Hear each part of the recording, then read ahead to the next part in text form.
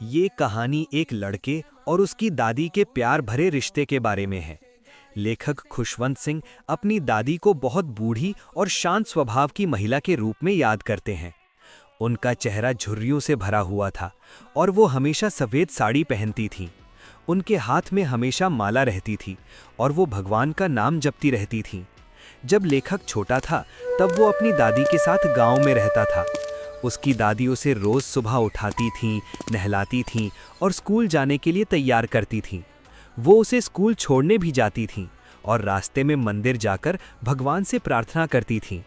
दादी रास्ते में कुत्तों को रोटी भी खिलाती थीं। कुछ समय बाद लेखक और उसकी दादी शहर रहने चले गए। शहर में लेखक अंग्रेजी स्कूल में पढ़ने लगा।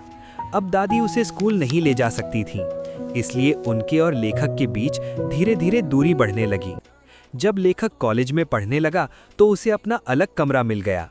अब वो अपनी पढ़ाई और दोस्तों में व्यस्त रहने लगा। दादी अपना समय भगवान की प्रार्थना करने और आंगन में चिड़ियों को दाना खिलाने में बिताती थीं। बहुत सारी चिड़िया उनके आसपास आ जाती थीं। एक दिन लेखक पढ़ाई के लिए विदेश चला गया। 5 साल बाद जब वो वापस आया तो उसकी दादी उसे देखकर बहुत खुश हुईं। लेकिन कुछ ही समय बाद दादी बीमार हो गईं।